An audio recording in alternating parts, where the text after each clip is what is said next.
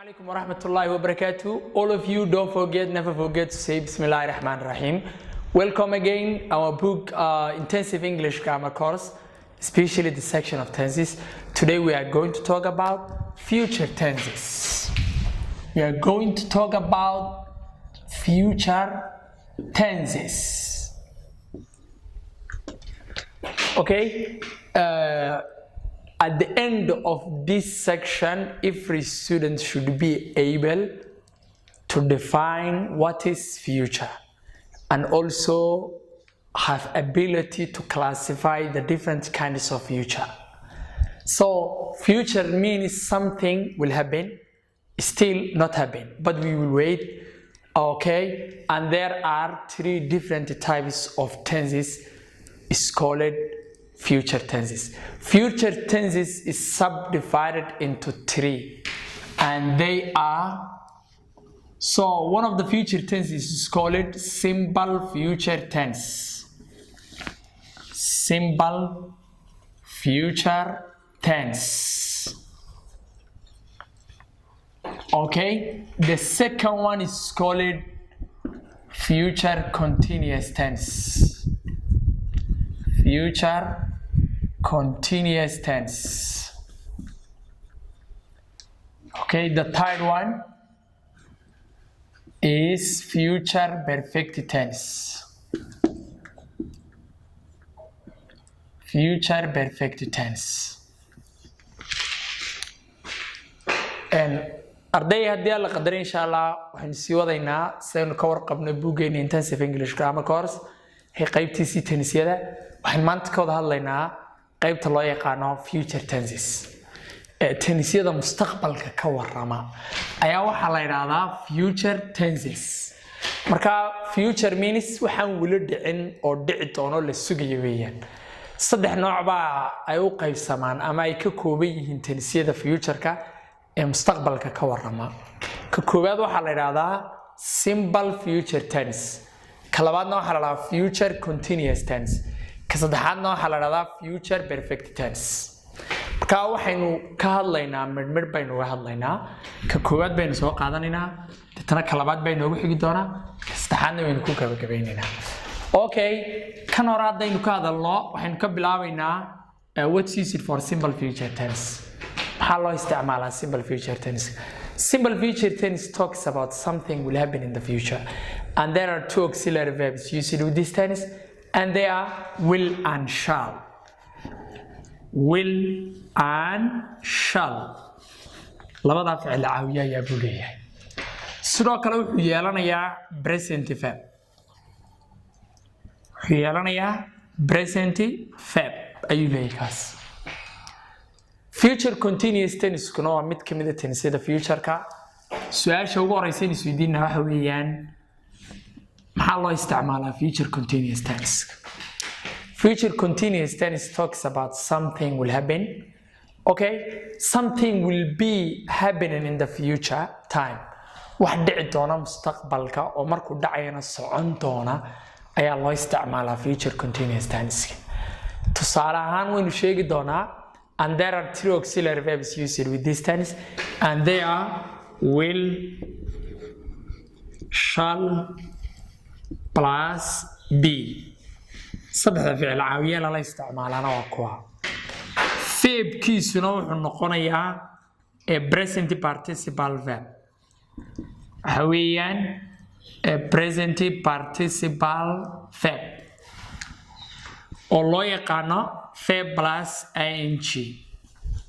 waxaa loo yaqaanaa verb plus ing ayuu noqonayaa. ka saddexaad waxaa la yidhahaa future perfect tense is used to express an action which is expected to be completed at a certain time in the future time. And there are three auxiliary verbs used with this tense, and they are will, shall plus have.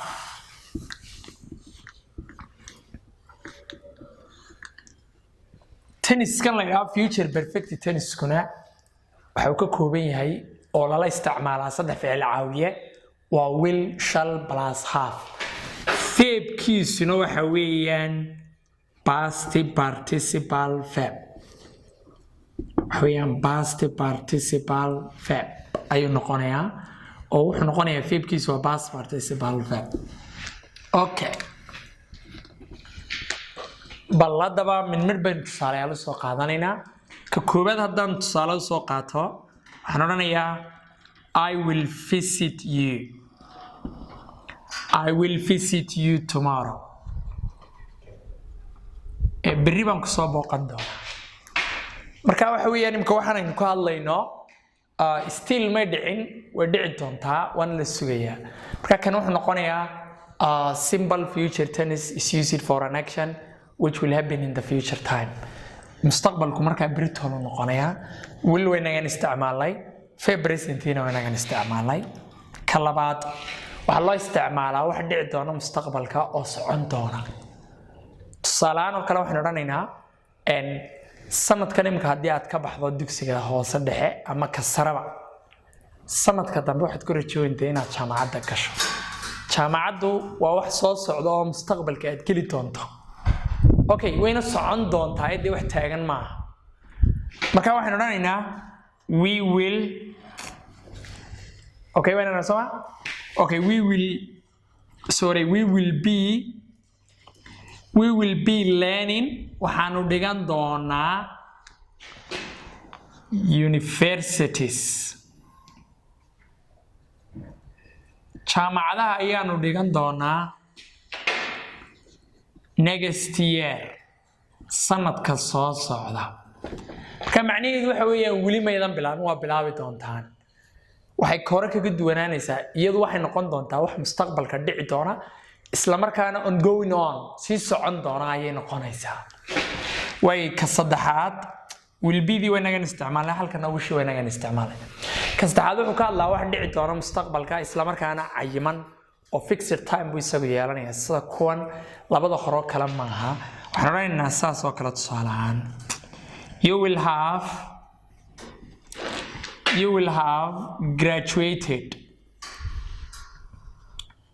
waxaad qalin jabin doontaa, you will have graduated, waxaad qalin jabin doontaa by August, bisha 8aad ee soo socota.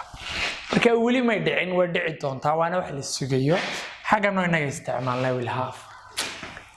You students, so let's try to look the blackboard, don't look other place while the lesson is being explained by me. Okay, let's try to repeat today's lesson. Talks about future tenses. Future means something will happen in the future, and there are 3 different types of tenses. Talks about future. One of them is called simple future tense. The other one is called future continuous tense. The last one is future perfect tense. So as we mentioned it before, simple future tense talks about something will happen in the future, and there are 3 auxiliary verbs used with that tense, and they are will and shall. All your subject, whether they are singular or plural, are used with will. So the first person of personal pronoun I and we also are used with shall. Even you can use will, or you can say I will or I shall. We will, you shall. All other subjects can be used with will. Okay, the next tense is future continuous tense. Future continuous tense is used for an action. Something will happen in the future and will be continuing in the future. And there are 2 auxiliary verbs used with that tense, and they are will, shall plus be. All your subject, whether they are singular or plural, are used with will be. Shall be can be used with only first person, talks about, or first person is a person who is speaking, I and we. Only no any other subject can be used with shall. Remember that. Don't forget. All other subjects, whether they are singular or plural, even if they become noun, can be used with will be. You say, I will be, we will be, you will be, Ahmed and Abdi will be, Somalia will be. You can use like that. Okay, the last one is called future perfect tense. It's used to express an action. So, do you know what I'm talking about? Am I talking about simple future tense? No. Am I talking about the future continuous tense? No. Just I am going to tell you what is the difference between future perfect tense and the other future tenses. Simply, the first difference is they are used different actions. This tense talks about or is used for an action which is expected to be completed in the future time, certain time in the future. Like, I will have reached Berbera by 9:30 tomorrow. It's a fixed time. And there are three auxiliary verbs used with this tense, and they are will, shall, plus have. All your subject, whether they are singular or plural, are used with will, have. I and we can be used both will have, shall have. Make your verb past participle and future continuous tense are used for verb plus ing. The first one is used for present verb. I hope you have just understood future tenses, and this is the last section of future tenses. Just I'm going to say with you bye bye for now. Assalamu alaikum wa rahmatullahi wa barakatuh. Thanks for how well you have watched in this video.